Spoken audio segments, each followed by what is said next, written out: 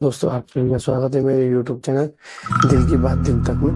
तो आज देख लेते हैं अब वो तो चुड़ैल की प्रेम कहानी। दोस्तों ये कहानी 100 साल पुरानी है, जिसमें कि एक राजा हुआ करते थे, बहुत बड़े राजा हुआ करते थे।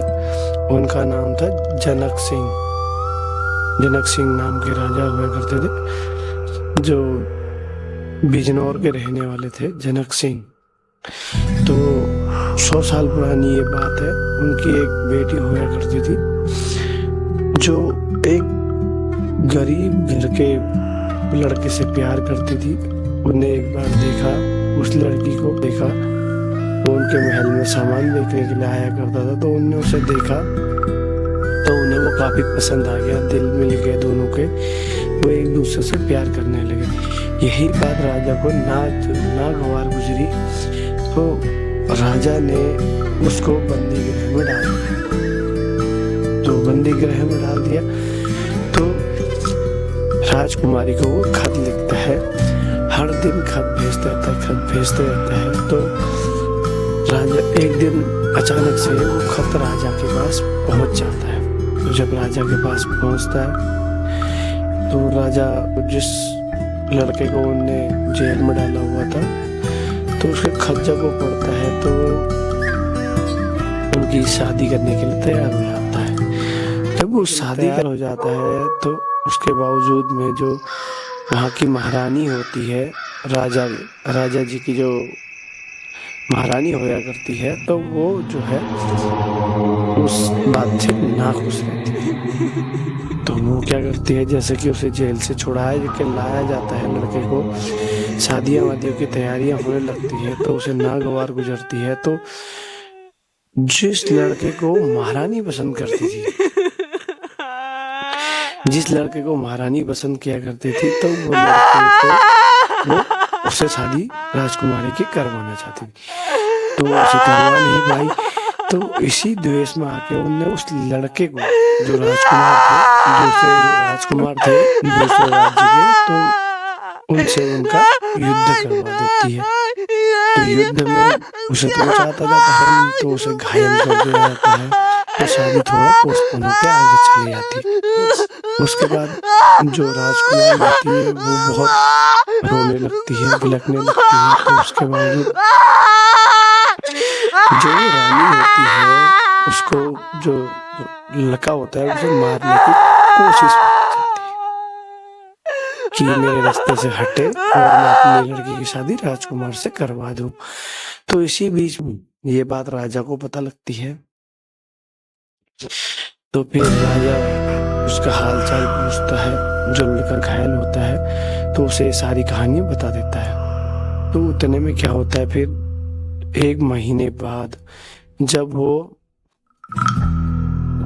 महारानी उस लड़के को मारने का प्रोग्राम बनाती है, वो इस प्रकार से बनाती है कि उसे अपने महल में बुलाती है, उस लड़के को बहला फुसला के कि आओ, मतलब कि आपको मतलब कि दूध जाते हैं उनके जो होते हैं, वो जाते हैं, उनको बुला के लाते हैं और उन्हें महल पे खान पान का वैभव दिलाते हैं। और उसके बावजूद में जो है रात को उसको जो लड़का होता है उसे मारने की पूरी तैयारी पे रहता है। राजकुमार होता है जो मारने की तैयारी पे रहता है। तो उतने पे ही जब वो राजकुमार उसको मारने की कोशिश पे लगे रहते हैं, तो उतने में ही महारानी के पास जो है राजा जी आ जाते हैं। तो फिर उन्हें हल्का सा भनक लग जाती है कि भाई ये इस लड़के को मारने वाले हैं। तो उन्हें वहां से जाके दूसरी जगह शिफ्ट कर देते हैं और फिर शादी की डेट को जल्द से जल्द निकालने की कोशिश करते हैं। तो उतने पे ही होता क्या है, लड़का तो बच जाता है। उसके बाद महारानी के माइंड में एक माइंड सेट ही हो जाता है कि जो राजकुमारी है उसकी शादी इससे नहीं हो पाएगी। राजा जी को पता लग गया है सारा। तो उसके बाद से वो राजकुमारी को अलग करने के लिए नई तरकीब ये होती है कि राजकुमारी को वो ऐसे ही घूमने के लिए बाग में जाती है। तो उतने में ही जो दूसरा राजकुमार होता है वो राजकुमारी को उठा के जबरदस्ती अपने साथ ले जाना चाहता है, उठा के मतलब अपने राज्य में ले जाना चाहता है। उतने में ही जैसे कि वो उठा के ले जा रहा होता है, वीरान जंगल होता है, वहाँ पे डाकू है।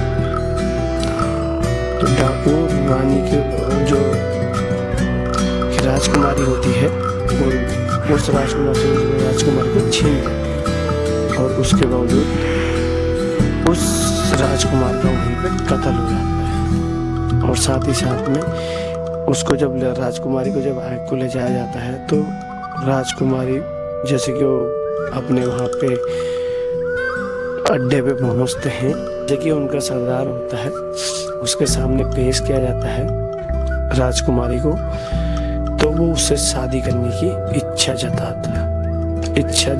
मतलब कि वो जबरदस्ती की शादी करना चाहता है। तो राजकुमारी को ये बात जब पता लगती है वो जबरदस्ती करना, तो वो उस सरदार से बोलते हैं कि मुझे तैयार होने के लिए जाना है। तो जैसे कि वो तैयार होने के लिए जा रही होती है तो वहीं कमरे में वो फांसी लगा के मर जाती है। तो उसकी आत्मा को शांति नहीं मिलती है।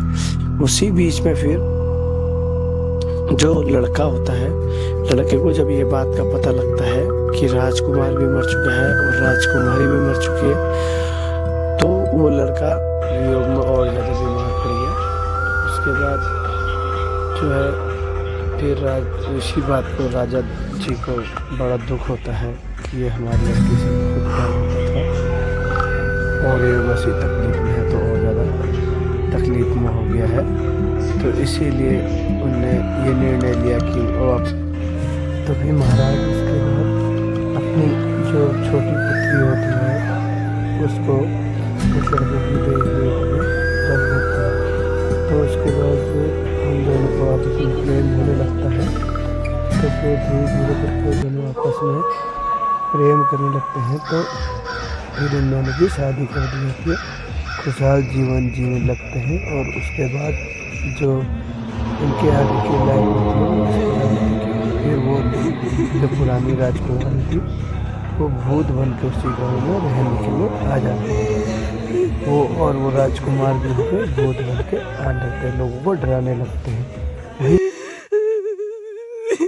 गांव में आते हैं तो एक गांव में कुएं में रहना उनने शुरू कर देते हैं। जो चुड़ैल होती है और जो चुड़ैल होती है तो वो एक गांव के कुएं में रहना शुरू कर देती है। तो होती है अमावस्या की रात होती है, उस दिन से अपना खेल दिखाना शुरू कर देती है।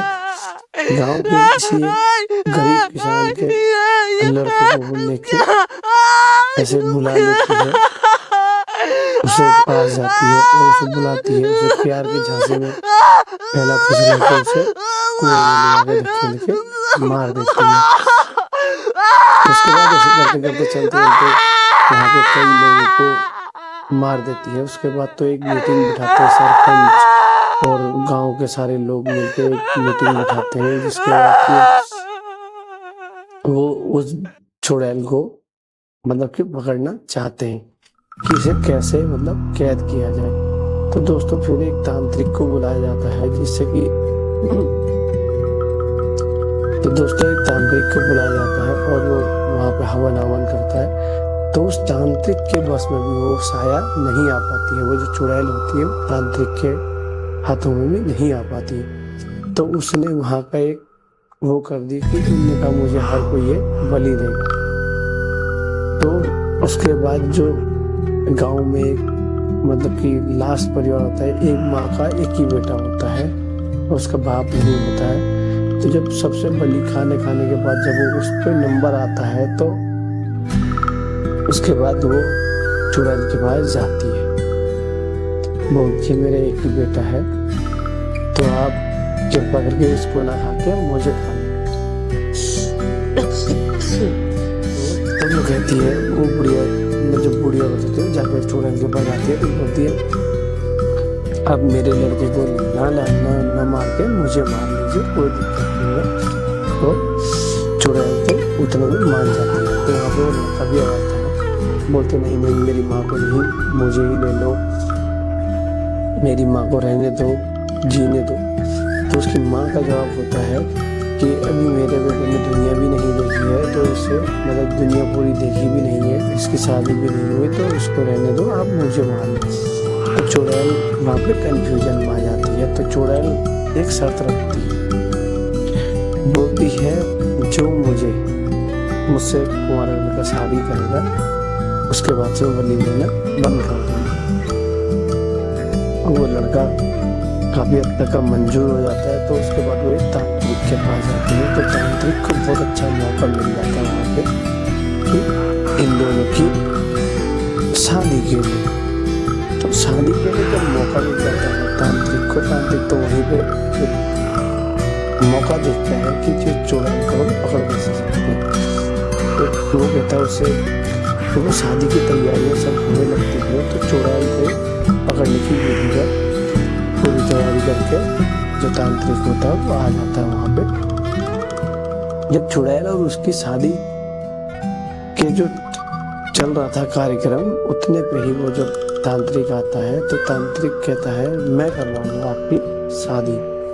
तो चुड़ैल थोड़ा सा उसमें आके तो बोलती है ये कैसे करवाएगा। तो बोलती है कि पंडित की जरूरत भी होती है, तो मैं पूरी कर देता हूँ, आप दोनों की शादी करवाओ। तो जैसे कि चुड़ैल को वहाँ पे बुलाया जाता है और लड़के को भी वहाँ पे बुलाया जाता है। तो फिर उतने में जैसे कि चुड़ैल उससे शादी करने के लिए उसके बगल पे बैठती है। तो उसके बाद क्या होता है जैसे कि चुड़ैल वहाँ पे बैठती है तो तांत्रिक मंत्रों से मंत्रोच्चारण करके उस चुड़ैल को धीरे धीरे करके मंत्रों को उच्चारण करके उस चुड़ैल को अपने वश में कर लेता है। चुड़ैल को वश में करने के बाद जो होता है, जब वो चुड़ैल को वश में कर लेता है अपने, उसके बाद तांत्रिक उसको धीरे धीरे करके चुड़ैल को पकड़ के जो है एक डब्बे में पैक कर देता है। जब वो चुड़ैल को पैक कर देता है तो उसके बाद उसमें गाँव जो होता है वो चुड़ैल के शहर से मुक्त हो जाता है। उसके बाद जो लड़का होता है और उसकी माँ होती है वो बड़े खुशनसीब हो जाते हैं, मतलब कि चुड़ैल को जब पैक कर ले आता है तो उसके बाद उसकी माँ और वो जो लड़का होता है वो बड़े खुश हो जाते हैं। उसके बाद जो है यहाँ पे गाँव खुशहाली की जीवन जीने लगता है। तो उसकी मेरी कहानी का सार यही तक था। तो गाँव पूरा खुशहाली से नाचने झूमने गाने लगता है। तो गाँव में बचाया उस तांत्रिक ने। तो कैसी लगी ये कहानी आप मुझे कमेंट करके बताना, और आशा करता हूँ कि आपको बहुत अच्छी लगी होगी। अपना प्यार देना, लाइक करना, सब्सक्राइब करना और शेयर करना मत भूलना। इस दिल से आपसे रिक्वेस्ट करता हूँ।